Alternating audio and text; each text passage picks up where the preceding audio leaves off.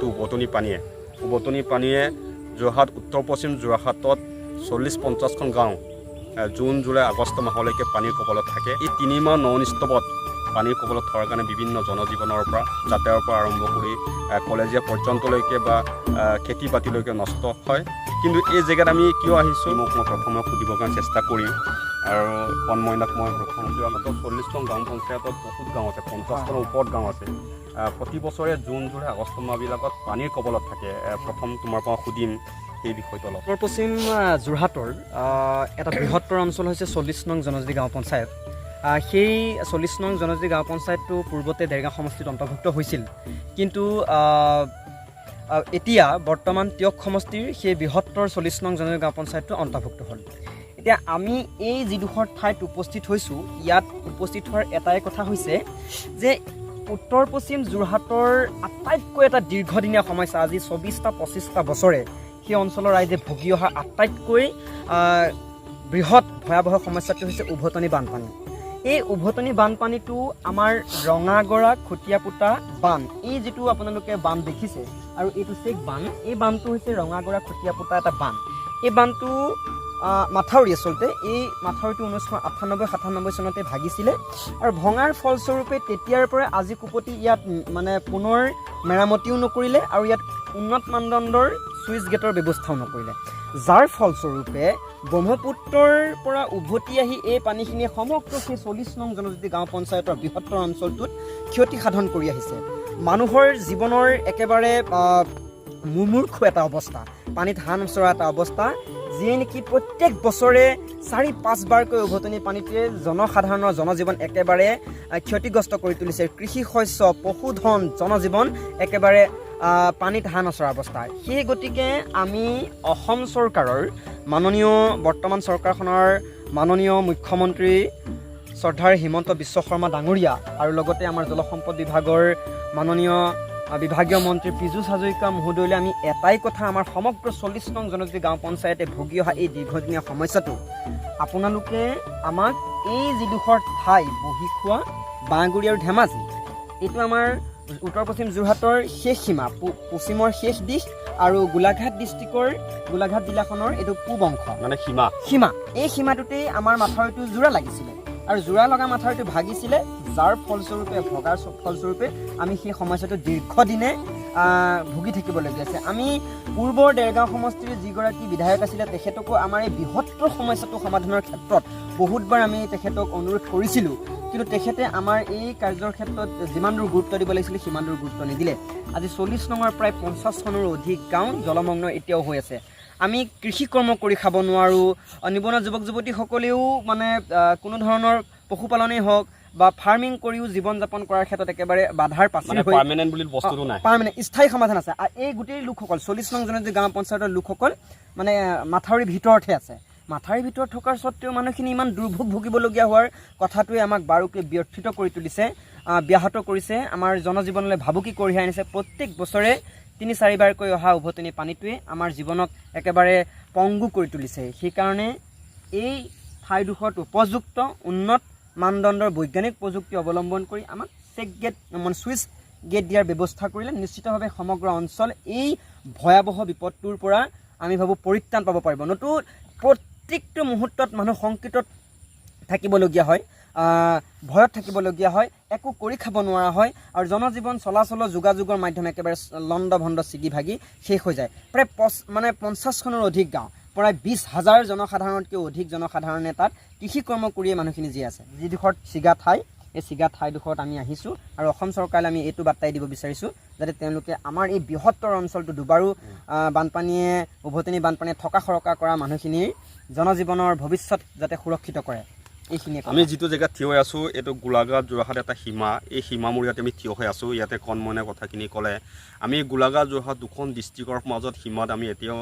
থিয় হৈ আছোঁ। আমি এটাই অসম চৰকাৰক অনুৰোধ জনাব বিচাৰিছোঁ, বিশেষকৈ আমি এটা প্ৰচেছিঙত এটা যোৱাটো ভাল হ'ব নেকি।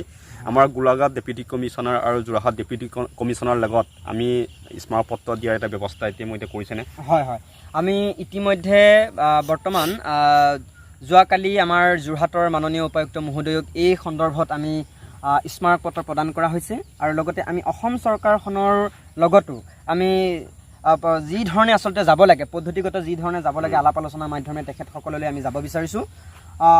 চৰকাৰখনে যদি আমাৰ এই ক্ষেত্ৰত গুৰুত্ব দিয়ে নিশ্চিতভাৱে আমি এই সমস্যাটোৰ পৰা পৰিত্ৰাণ পাব পাৰিম এতিয়া দেৰগাঁও সমষ্টিৰ যিগৰাকী বিধায়ক হয়। ভৱেন্দ্ৰনাথ ভৰালী ডাঙৰীয়া হয়। বহুতবাৰ তোমাক স্মাৰকপত্ৰত হয়। দিছিলে আৰু হয়। এপ্লিকেশ্যন দিছিলে কিন্তু হয়। গুৰুত্ব দিছিলে নাই বৰ্তমান আমি এটা কথা ক'ব লাগিব যিহেতু তেখেত দেৰগাঁও সমষ্টিৰ এজন মানে কেইবাবাৰো দেৰগাঁও সমষ্টিত মানে তেখেতৰ ভূমিকা যথেষ্ট আছে কিন্তু আমাৰ এই উভতনি বানপানীৰ ক্ষেত্ৰত তেখেতৰ ভূমিকা আমি ইমান ভালদৰে নেদেখিলোঁ আমি কেইবাবাৰো তেখেতে নিজেও আমাৰ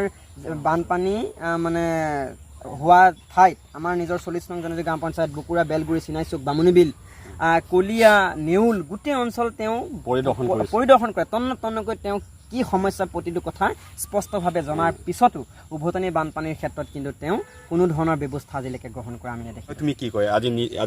আজি বহুত দুখ লাগিছে আমাৰ বহুত অঞ্চলত আমাৰ দেৰগাঁও যোৰহাট এনেকুৱা ডাঙৰ লিডাৰবিলাক আছে আজিলৈকে কিন্তু সিহঁতে গুৰুত্ব দিয়া দেখা নাই তুমি কি ক'ব মই এটাই ক'ম যে 98ৰ পৰা যেতিয়া আমি এলপি স্কুলত আছোঁ তেতিয়াৰ পৰাই আমি সেই যোনটো উভতনি পানী আমি দেখি আহিছোঁ আজিলৈকে কোনো চৰকাৰে সেই সমস্যাটো সমাধান কৰাৰ ক্ষেত্ৰত আগবাঢ়ি অহা নাই আমি এতিয়া এটা ইউথ হিচাপে আমি এই সমস্যাটো আমি কাৰণ ভুগি আহিছোঁ এই ভুগি অহা আমি এই যোনটো আমাৰ কূপ সেই কূপটোলৈ আমি ওলাই আহিছোঁ সঁচা অৰ্থত ক'ব গ'লে আৰু এটাই আমি এটা মাননীয় জলসম্পদ বিভাগৰ মন্ত্ৰী আমাৰ সন্মানীয় পীযুষ হাজৰিকা ডাঙৰীয়া যাতে তেখেতৰ সেই নেতৃত্বতে এই 26ৰ আগতে যাতে আমাৰ সেই সমস্যাটো সমাধান কৰি দিব বুলি আশা ৰাখি কেন্দ্ৰীয় মন্ত্ৰী পবিত্ৰ মাৰ্ঘেৰিটা ডাঙৰীয়াক অসমৰ জলসম্পদ মন্ত্ৰী পীযুষ হাজৰিকা ডাঙৰীয়াক হিমন্ত বিশ্ব শৰ্মা আৰু যোৰহাট জিলা উপায়ুক্ত আৰু গোলাঘাট জিলা উপায়ুক্ত মহোদয়ক অনুৰোধ জনাইছোঁ আমি প্ৰচেছিঙৰ যোগেদি যাতে আমি আগবাঢ়িম আমাৰ মনোজ দা আছে বহুত কষ্ট কৰিছে একেলগে কণমইনা গোটেই গ্ৰুপটোৱে কষ্ট কৰি আছে 98ৰ পৰা ধৰি আমাৰ বিয়াগম নেতা আহে ইয়াত এইটো 98ৰ পৰা আমাৰ ভুক্তভোগী কাৰণ এই END-টো 98ৰ এইটোতে ছিগা এই ডোকৰ আগষ্ট মাহৰ কেই তাৰিখে এইটো বান ছিগিছিলে 98ত তেতিয়াৰ পৰাই আৰু আমাৰ যিটো সমস্যা হৈছে বান ব্যস্ত হৈ আছে আৰু এতিয়ালৈকে হৈ আছে কিন্তু বিয়াগম নেতা আহি আমাৰ ইয়াত আহি প্ৰতিশ্ৰুতি দিয়ে প্ৰতিশ্ৰুতি ফল আমি একো নেদেখোঁ কাৰণ এই সমস্যাটো আমাৰে অসম চৰকাৰৰ যিগৰাকী জলসম্পদ মন্ত্ৰী পীযুষ হাজৰিকা ডাঙৰীয়া আপুনি যথেষ্ট কাম কৰিছে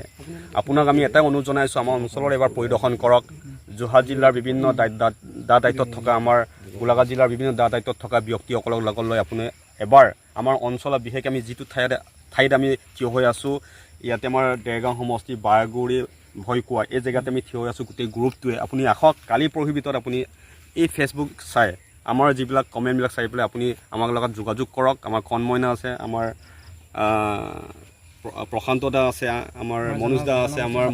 ৰণুজ আছে আমাৰ মিচিং ছাত্ৰ সংগঠন লিডাৰসকল আছে আপুনি যোগাযোগ কৰক আপুনি গুচি আহক কালি পৰহিৰ ভিতৰত আপুনি গুচি আহিব লাগিব চাব লাগিব আমি ভাবিছোঁ 2026 চনৰ MLA ইলেকশ্যনৰ আগে এই কামখিনি কৰিব লাগে বুলি আপোনাক আমি অনুৰোধ জনাইছোঁ প্ৰথম কথাটো হৈছে ইয়াত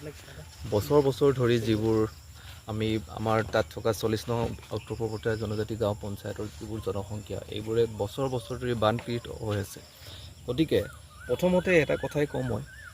ইয়াত বহুত নেতা আহিলে নেতা গ'ল পালি নেতা আহিলে পালি নেতাও গ'ল কিন্তু ইয়াৰ এটা স্থায়ী সমাধান ক'তো নেদেখিলে নৱপ্ৰজন্ম ওলাই আহিলে কি হ'ব কিন্তু ইউনিটিৰ নথকাৰ কাৰণে আমাৰ নেতাবোৰৰ আগত কিছুমান কথা ইউনিটি হিচাপত ওলাই আহি মেলি কথাবোৰ ক'ব নোৱাৰাৰ কাৰণে আমি পিছ পৰি আছোঁ নেকি এইটো কথাটো আমি চিন্তা কৰিব লাগিব 2 নম্বৰ কথা আমাৰ যুৱচামটো ওলাই আহক যুৱ সমাজ ওলাই আহক একেলগে থিয় হওক সকলোৱে নিজৰ সমস্যাৰ কাৰণে মাতক সকলোৱে একেলগ যদি হৈ ওলাই আহি মেলি একেলগে যদি মাতিব পাৰোঁ তেতিয়াহ'লে যেনেকাই নহওক আমাৰ এই সমস্যাটোৰ সমাধান হ'ব